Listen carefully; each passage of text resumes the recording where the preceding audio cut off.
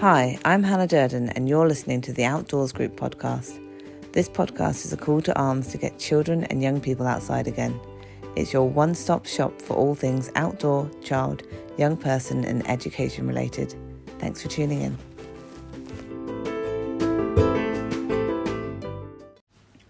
Today I'm delighted to be joined by Richard Gooding and Phil Watson, who are both Royal Navy veterans and mountain leaders with the Moorland Guides Cooperative on Dartmoor.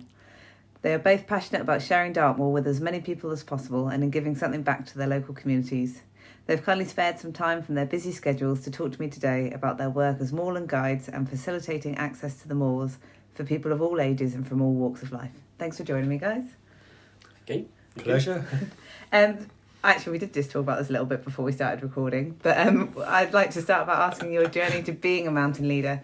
And I think I just said about you're both ex-forces and whether that's had any impact in what you guys are doing now.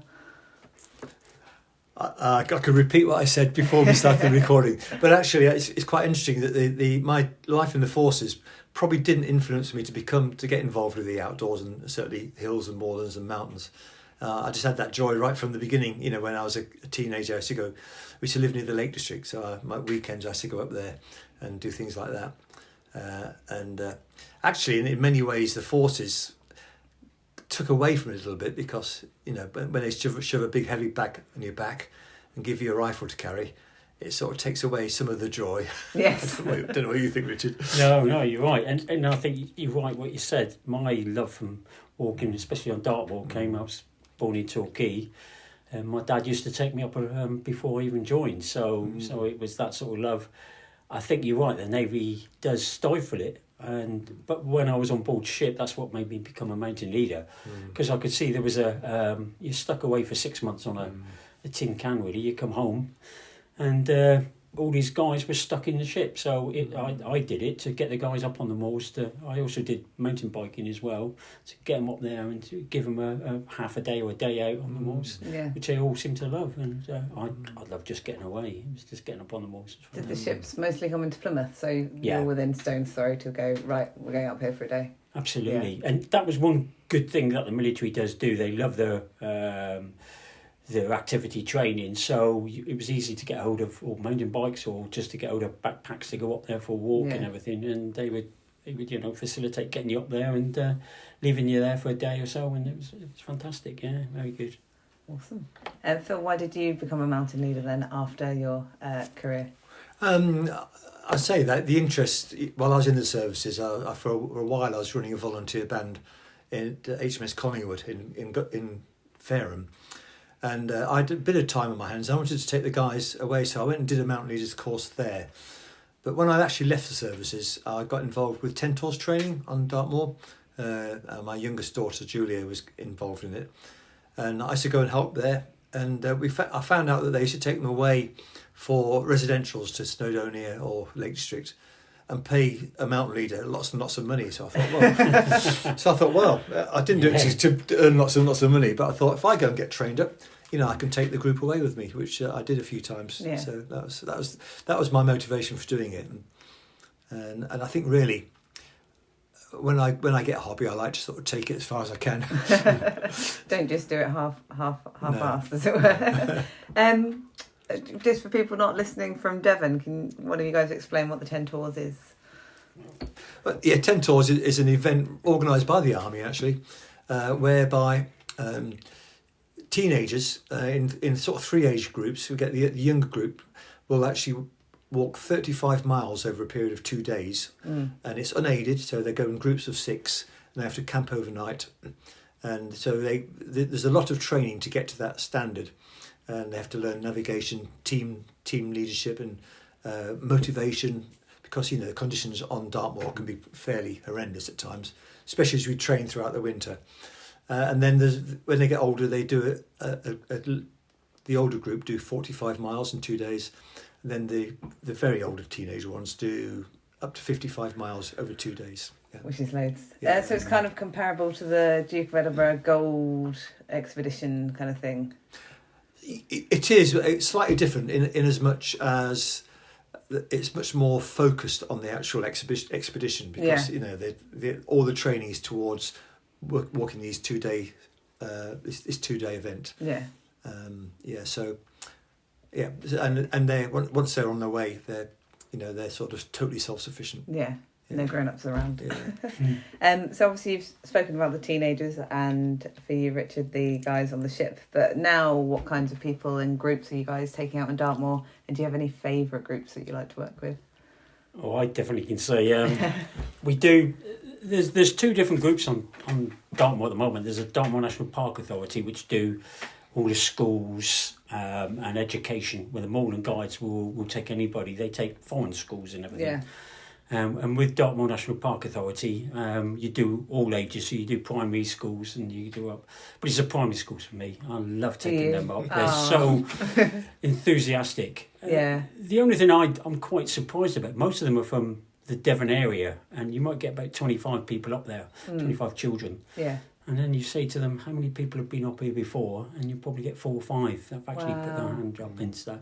But it's just the looks, and they do enjoy it up there. Yeah. I think it's got them away from the computers and at home and just giving a bit of fresh air. Yeah. And they can sort of like, not run wild, but they can run around a bit, and it just gives them a nice day out and fantastic. Yeah. Good. Oh, awesome. I concur totally with what Richard's saying. I mean, sometimes they do run wild as well. I had a group up last week and it's been raining heavily all night and there's puddles everywhere. And of course, these 9-year-old kids, they don't walk around the puddles. No. But it's puddle, yeah, splash. It's just great fun. Yeah. I just wish I kept a book. I'm going to do it for all the sayings and everything that they... All the little things they come out with. Yeah. And some of them are absolutely fantastic. It makes me laugh all the time. So it's really good, yeah. Is your favourite demographic the same then, the kids? I think it probably is actually. I do like the junior school kids because they're just so innocent and they react to it.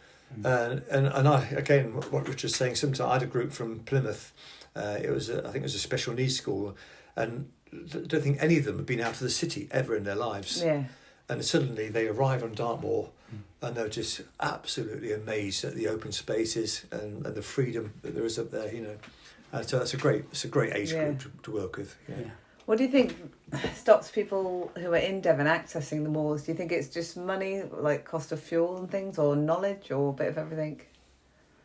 I don't know. I just think it's the lifestyle. It's the way they are. Okay. Children will come home and the first thing you want to do, and parents want to be on social media. They want to do this. So taking a whole day up onto the moors where sometimes you don't get any signal, any phone things or anything like that. It's. I just think it is. It's until you actually take them out of the comfort zone and take them up there, then they realise what a good place it is. Yeah. I think the other thing as well, because I have my own adult walking group I take, which has been very, very popular. And sometimes too many people want to come, and the thing that, well, there's two aspects to it that people like to come for. One is the social aspect, because what better way to get to know people than just walking and talking. And the other thing is you take them, you talked about out of your comfort zone. Most people like to stay in sight of the car. They don't have the navigation skills.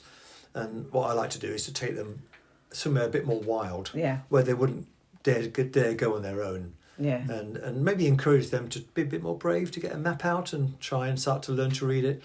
And open the access of the moors to them, and a few of them have done that actually. Now some of the girls I've taken out there, I say girls, are in their 40s, they now go out on their own. They'll plan a route. Sometimes they throw it past me. Phil, is that look like a good route? Yeah, brilliant route. Give it a go. Let me know how you got on. And, yeah, absolutely. Yeah, awesome.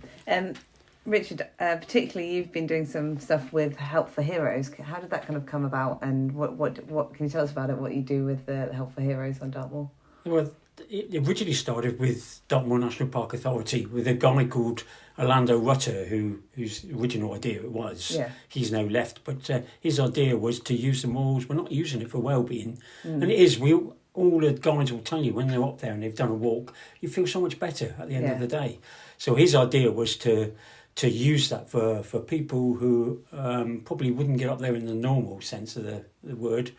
And he had a couple of contacts with the military, with Help for Heroes, and there's also another place in Drake called Hasler, which are for serving people that have got problems, mental problems. So I contacted them, and for the first year we sort of went up there, and it was a case of to see would it be good enough for them, would they like it and everything, and it went quite well. So this year we've really sort of then said, well, okay, we'll split it into two groups, because there's some guys that are physically demanding and some guys are mentally problems. Yeah. So what we do is we take 1 week with a short walk for the guys that are physical, and then the next week we do a bit longer for guys that just want to get up there and walk and talk. Yeah. And it's absolutely brilliant. And this year our average has been about 5 each time. Yeah. So we get between 5 and 10. And how often do you go? We do it every Thursday. Okay. Oh, every week? Yeah, every week okay. we do it. And it's been quite a good success, talking to the people at the end and saying, well, you know, because we always have a wash up and say, well, is that good for you? Are you happy with it? Is there anything we can improve? And most of them say, yeah, I really enjoy it. It's just a case of, and to get out for a walk, let's say, have a chat and all that, and not about the problems. It's about just ordinary, everyday stuff. Yeah. We do put the world to rights. Yes. And we've done that. We now know the way forward to sort everything out. problem there is going. So, yeah. But Get you to COP27. Yes, absolutely. Yeah. So you do a bit of rehabilitation as well if you're working with guys that are, you said you're doing shorter walks sometimes. Is that like as part of their physio or whatever, to do a bit of a walk? Or, yes, it is. It's the big thing I wanted when I first asked these guys about Hope for Heroes and all that is what would be my role, and they just said, no, your role is nothing to. You take them on a small course, and what we do is we grade the courses between level 1 and level 3, so they know exactly. And I send out all the information to say what sort of paths we are, whether it's grass, whether it's open moors, how far it's going to go, whether it's up or down hills. Yeah. So they know from square what they can what they're capable of. Yeah. And they'll either say, sometimes they'll say, well, that was, you know, that really pushed me, that did, but that's the sort of distance I want, and then I know for next time. How far to go and what to do. So you've got the same people often coming back time and time again. Yes, there are. Yes. We have one guy that just loves it. Absolutely, he's quite badly disabled as well. Okay. So he turns up all the time, and the worst thing you can ever say to him is, "We're not going up on that road because that's too difficult." Because then the next thing you see, he's halfway up there. No, come back. You know, we're going to go this way. Very good. So Oh, that's awesome. Phil, earlier you mentioned about facilitating the young people working towards their 10 tours, but can you tell me what else you love about it, and how is it different to the other groups that you take out? I don't know whether you're doing any of it at the moment. No, but just listening to Richard talking about the Help for Heroes, it's a very similar sort of thing in a way, is that you're developing people and just, you know, giving them something back, if you like. And with the 10 tours, I mean, some people do it year after year, but the ones who do it are new. I mean, it always takes place in May in the year. And we normally start training in the previous September. Yeah. And when you can imagine, you're getting these sort of 13, 14-year-olds, never been walking before, and after the first mile, they're complaining, saying, "Oh, how long further have you got to go?" But by about Christmas time, when we start introducing the camping, by then you can see them begin to gel as a group. Yeah. And they start, you know, learning to work together as a team. And then early in the new year, you start seeing those with like a leadership skill. So you can, you know, that's a person to put in charge of that group. Somebody else will be really good at navigation. And so you get a couple of people to do the navigation. Then you get the joker, you know, somebody who's always happy. You know, nothing can get them down. No matter if it's raining and they're soaked to the skin, they're still cracking jokes and keeps everyone's morale up. Yeah, and so there's so many different skills they learn over the course of it. And by the time you get to May, they're a close-knit team. Yeah, and it's just so great to see them go off and do that. And you know, what they learn self-motivation. They learn teamwork. They learn leadership skills. And then all the campcraft skills as well as navigation skills. So it's actually life learning, if you like, and you know, it sets them up for life. And I think without exception, the kids I've seen after they've done it are different. They've changed quite dramatically, you know. Yeah. So they start camping at Christmas time in the worst weather? In about January time. By the time they're camping in May, they're probably loving it. Oh yeah, it's great weather. Yeah. So you're camping with them at first, you and other leaders. We can the team. We just normally have a training team. Yes. Yeah. I mean, Some teams only have like a school teacher doing it, but Yeah. we always had 2 or 3 people out with the group. Yeah. And of course, when we're camping, we try and take a female leader as well if we've got girls camping with us. Yeah. In fact, my wife's done it in January in -8 conditions. And, she thanked me greatly for that. And in terms of like accessibility for kids from schools doing it, do their schools provide the equipment? Because obviously lightweight camping gear is quite expensive, right? It can be, yes. That's some schools. I mean, some of the colleges, like the service colleges, will provide the equipment, and you get like your Eton College alternate in matching rucksacks and in matching sort of and all the rest of it. But for the teams we ran a group from Dartmouth called Dartmoor. What do you call that? What do you call them? I can't remember. Dartmoor Trekkers. That's right. Okay. Dartmoor Trekkers. And really, we said to them, look, this is a kit list, and they should go out and buy it themselves. You know, Yeah. we used to have a certain amount of kit that we could lend to people. Yeah. But generally speaking, you know, it was a bit of an investment for the parents to Yeah. get the kids out. Yeah. Is that something you'd like to do again if the opportunity presents? Yeah, I would do if I found a need somewhere. You know, I mean, I know a certain person not sitting very far from me who home educates their children has asked about a home ed team. You know, and that'd be fine actually. Yeah. Yeah, that'd be great to do that. Not for my eldest. She's too grumpy. The boys would like it though. Which sounds like I'm being sexist, but it's not. It's just their personalities.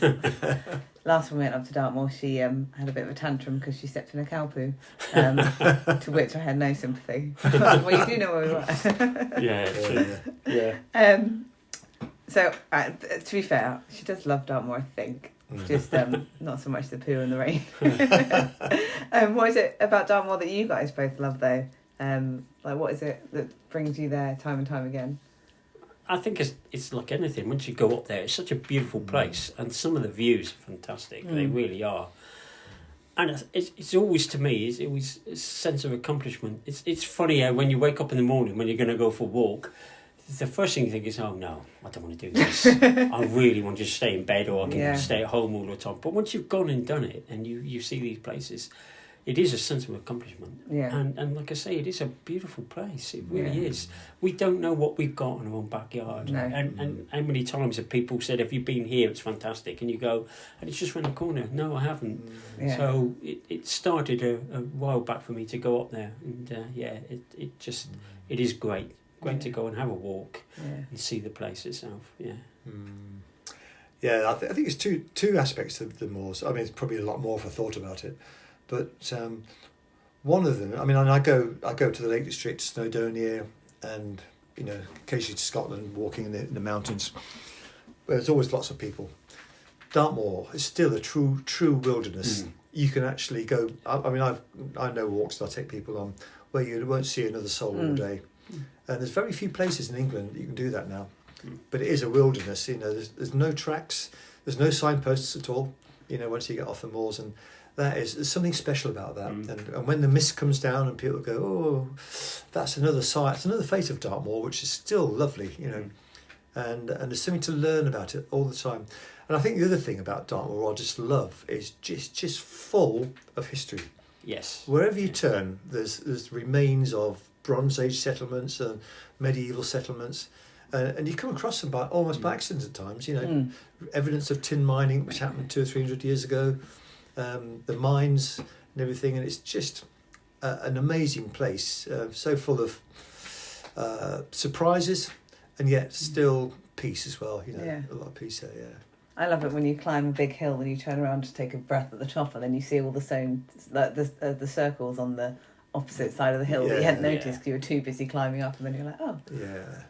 I mean, since I've become a Moorland guide and everything, that you realise what they were. Yeah. I mean, I used to go, like I say, used to do lots of walking up there, but didn't know. I used to walk past them. And it's only now becoming a Moorland guide, and if you're with other people, especially, they go, oh, do you realise what that is? And then when they explain it to you, it's fantastic. And you think, crikey, Because Moorland guides, you've got guides that specialise in different things, haven't you? Different people that know a bit more about certain things. It's just people's interest, isn't it? Yes. People have interest in groups. We've got somebody who's interested in mine, or the mines in Dartmoor, Mike, and we've got other people who are like flora and fauna specialists. Some people like the folklore tales and folk tales and things. But also, it's when you find something and somebody tells you, you go away and I keep buying books. I've got a big extension when I read about it as well to make. Yeah, it's so interesting, the different things. Yeah, yeah. It's unbelievable. Yeah. And there's so much being written. Think about that. There's and with the internet now, you can Google a subject and whack it up. It comes. Yeah. And people. I don't think they realise it's there, actually. No. They don't realise Dartmoor's there, as you say, but they don't realise the information's there, just to bring it alive when you go up there, You probably can't answer this, but do you have a favourite spot on Dartmoor? Oh, crikey. Mine is out the way. I love the bits where most people will say, like, one of the best views is Cockstall, which it really is. You can look down over most of it. I just like it when you're in a valley, perhaps maybe in very few woods, but some of the woods are like the Wistman's Woods. I think it's absolutely fantastic. Yeah. I love going there. It's such a special place. Yeah. So it's probably mine, I think. Yeah. I've been asked this question so many times, and I really can't. I'm stuck for an answer, really, because it's just... Too many to choose. There's too many to choose from, where you are on the day. Yeah, absolutely, where you are on the day, absolutely. That's a good answer. Yeah, and sometimes when the sun's shining and you can see for miles, that's fantastic. Then sometimes when the mist comes down and you get this sort of it'll clear, then go back again, and it's got it has its own atmosphere, which it's just exciting. And actually, when you say that to people you're out walking with, they go, "Ooh, the mist's down." Then you've got to say to them, but that's one of the characters of Dartmoor. Yeah. And they go, "Oh yes," and you can sort of see the enlightenment. Yeah. Oh yeah. Yeah. This is where folk tales come from. Yeah. Yeah, absolutely. Yep. Yeah. We in the summer I walked out with a friend from Princetown and we were going to wild camp, and we'd seen on one of these things like a good swimming spot, and we were so excited because it had been a glorious day, and I left Newton Abbot and it was sunny, and we got up to Princetown and I thought, oh, it's not looking very good, and by the time we pitched the tent we couldn't see more than about 10 foot around us, but we didn't swim, but we still had a fantastic time even though we were in this tent surrounded by mist for a night. But, well, next year we'll find the swimming spot. So obviously you guys love Dartmoor, and we've just heard a little bit about your passion. What's it like facilitating kind of access for groups that haven't had these experiences? What do you like about introducing people to Dartmoor for the first time? Well, I think it's watching their reaction. Yeah. And again, I think going up there from what you're used to in a house, and you're not used to going out onto the moors, and you see them, and like I say, you see the children running around, and they think it's fantastic, and just to see them happy makes you happy. Yeah. And it brings you all sort of like what we're talking about, the well-being, it just makes you feel really good up there. It really does. I think it is actually sometimes when you take people just away and they lose sight of their cars, and they look at you and thinking, I mean, I remember taking a friend of mine, it's one of the early days of my walking group, and we left from Peatcock, which is not far from Duns Cross, and it was a horrible, wet, misty, rainy day. Yeah. And we walked down to Elsborough Tin Mine, and then down to Coombs Head Tor, is it that one there? Yeah. Mm-hmm. And as we went down the hill from Elsborough Tin Mine, it's just thick mist. And of course I just got the compass out just to check which way we were going. And his friend Chris, who'd never been on the moors ever in his life, baptism of fire, he said, "Phil, are we lost?" I said, "No." He said, "How do you know we're not lost?" I said, "Well, the tour we're going is just right ahead of us." I said, "If we get a clearance in the mist, you'll see it." And as I said that, there's just a clearance in the mist, and there it was. That's all, And you went, "Oh, really?" But that sort of introducing people to the wild, the wildness of it all, and showing them that it's accessible. Yeah, it is. That's it. Yeah, absolutely. Yeah. And I guess for those kids as well, like if they are living in towns and cities, there's not many big spaces where they can run and not worry about getting in someone's way or running into a road. So it must be quite magic for them to see this massive space and be like, "Oh, actually, we can run here. We can." And it's free. Yeah. For families and that to go up there. There's so many there's a couple of car parks where you got to pay, but not many. Yeah. There's not many, and there's other places you can go where it is free. Yeah. Dartmoor National Park has tried to do that, where if there's a paying car park not far from it, there's it'll be one that's one, yeah. a free one. So it is free, and it's you can do it all day. It's not a case of Yeah, and although they can spend thousands of pounds on kids' playgrounds, play with all the nice wooden swings and the climbing frames and that. Take a group of kids on up to a tour. Yes. Yeah. They'll spend the whole day there climbing on logs, you know. Yeah. And it's just there's something about climbing on something natural, I think, which is really special. Really cool. Yeah. You're right, yeah. And so you were saying that you guys, do you say it was for Dartmoor National Park or Moorland Guides where you do the foreign the students from other countries that have come to do their English speaking trips? That's Moorland Guides. Guides, Moorland Guides have taken that on. There's been a gentleman agreement between National Park and Moorland Guides, and it's worked quite well. So the Moorland Guides will take on anybody apart from schools in education And stuff. Dartmoor apart from National that Park, one. yeah. But Before Brexit, we were doing quite well. I was going to say, obviously, it's changed since COVID and Brexit. Yeah, so COVID, obviously, they were restricted, but also Brexit it's like Simon Dell, who runs Moorland Guides, was telling us that the paperwork is quite more intense now. But we were talking about it the other day, and we said that where they're going now from France is they're going to Ireland, because that's still part of the EU. Okay, yeah. But that's a 9-hour trip on a ferry. Yeah. Along, and I can tell you from the Royal Navy, going past Land's End, past Fastnet to get to, it's the worst place you can go. And he's already seen people that the French schools that were doing that start to come back. Okay. Because I think if you're going to take a day to go there, a day to come back, and you're seasick, it's not the best it's not thing. Nice. Yeah. Well, what I was going to ask about was about taking kids whose English isn't their first language. How does that work if they're not speaking very much English? Like, do you find it a challenge, or is it much the same? We make them speak English. I'm assuming you don't speak much French, but maybe you're both fluent in French. No. None whatsoever. With me, I just for a bit of fun, I started learning a bit of French. Yeah. And I used to get the kids right on the side. I said, right, you want to learn English, and I want to learn French. So I'm going to try my best to speak French, and I want you to correct me, you know.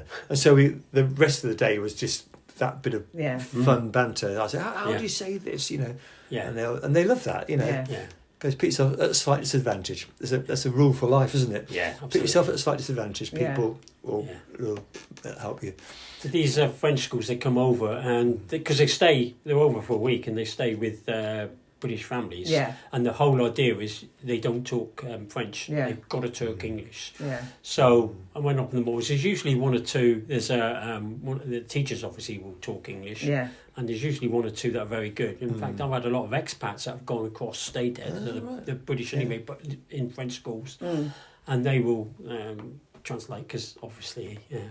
It must be harder because I speak Jano language. I'm Devon local, so they probably have to change that into English before they can change that into French. So. Yeah, but, it's good.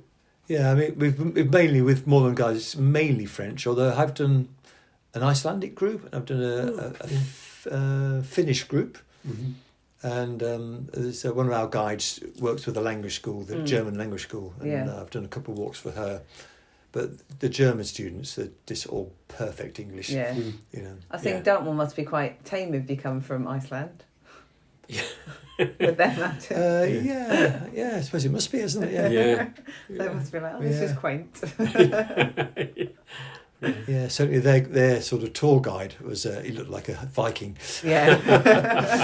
But it's quite an elderly group. Belonged in the medieval village. Yeah. I was going to ask about changes that you've seen in people's mood after they spent time on the moors, but I think we've kind of covered it a bit already. So often people say, certainly the adults will say, I was talking to somebody last Saturday, I had a group out walking, and I think it was I'm trying to think who it was now, but lady was saying how I've been having a real tough time, but this is so therapeutic. I can come and just leave it all at home, you know, and come out for sort of, we did quite a longish walk, I say longish, about 8 miles, so about 4.5 hours. Yeah. And she said it was just a therapy, Yeah, so there is that side of it, isn't there? Yeah. I've got one guy who used to come out. He's still serving in the Navy, but he's got awful troubles with family problems and everything like that. And he said to me at the end, we did quite a fairly long walk, so it was about sort of 5 hours, something like that. Yeah. And he came back and he says, do you realise, he says, I've not thought once about my troubles. He says, because I've been out here. Yeah. Because we're talking about other things. Yeah. He says, it's just nice to have a break from what I'm normally, if I'm because he lives actually on board in HMS Drake all the time, and he says it's just nice to get out and think about something different.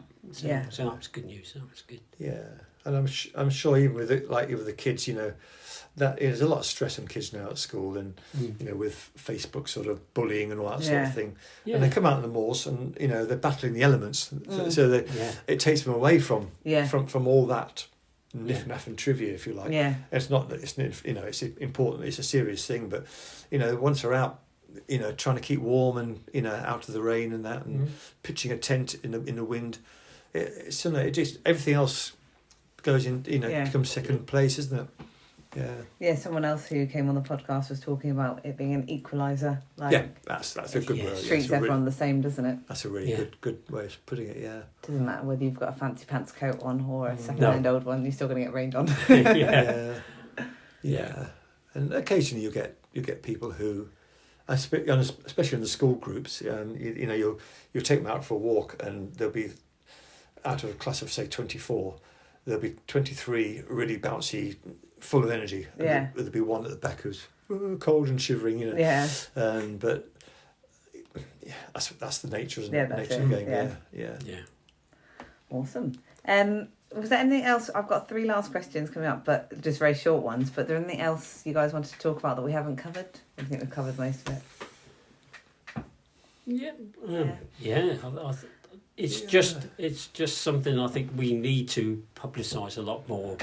Is Dartmoor and all over the places, like you were saying about the Lake District. We've got all this fantastic place there. It's free, and I think we need to get more people involved, more people to talk about it and say that, you know, just try it. Just at least come up and have a go and have a walk around or something, and I'm sure you get a lot more people up there. And I think if you're well prepared, got the right gear to wear, it's actually a safe place to be. Yeah. I was just thinking about, you know, when I've taken young people up to, you know, Snowdonia and done some serious scrambles with them, you know, that is a bit more danger involved there, because you know, a mistake could end up with an injury or worse, you know.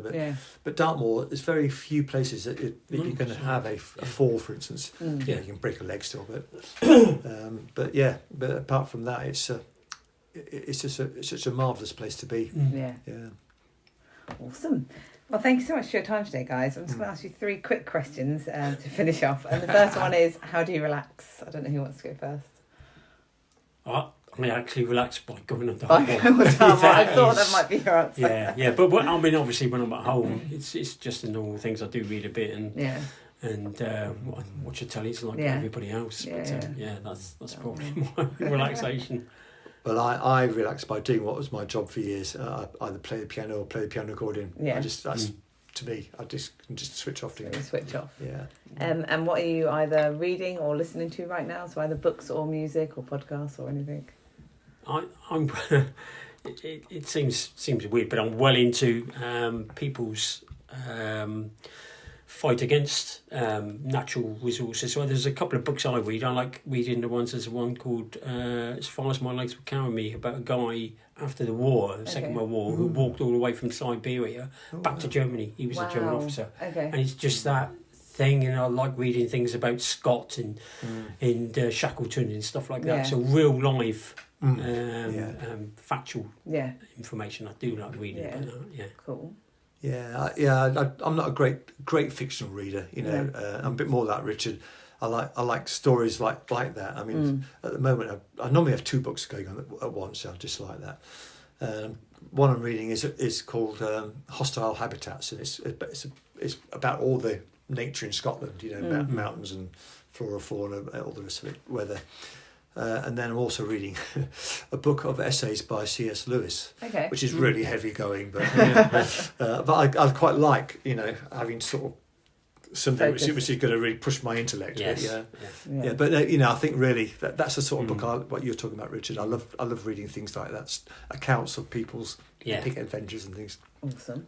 And finally, why is being outdoors important to you? Well, I think a whole period of being in the Navy for over 30 years, and you're stuck in a warship, and it's a tin can, literally. And then I left that and I went to Babcock, and I was stuck every day be on a computer. Yeah. And that just drove me mad. And Yeah. it was then I realised I had to do something which was to get out into into wilds. And that's when I started walking weekends.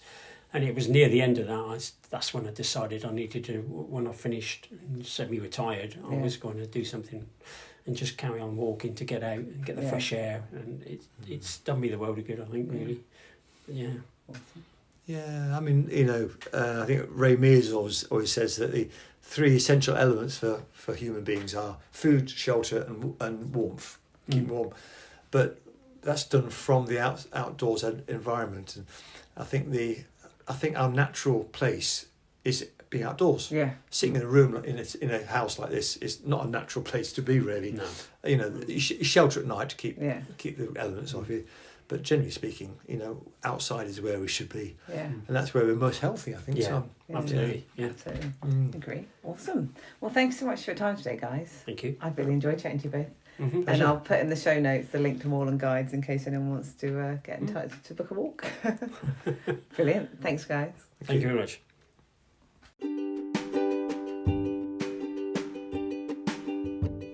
A big thank you again to Phil and to Richard for joining us to talk to us about their work with the Moorland Guides Cooperative. I really enjoyed that chat and I hope that you guys did too. Come back again in a fortnight for our last podcast episode before the Christmas break. We'll be talking to Natasha and Tim from Asthma and Lung UK, all about air pollution and clean air and what we can do. So that should be a really fascinating conversation. Thanks for listening. And as always, don't forget to rate us, subscribe, share, tell your friends about us so that more people can listen to the podcast. Thanks for listening.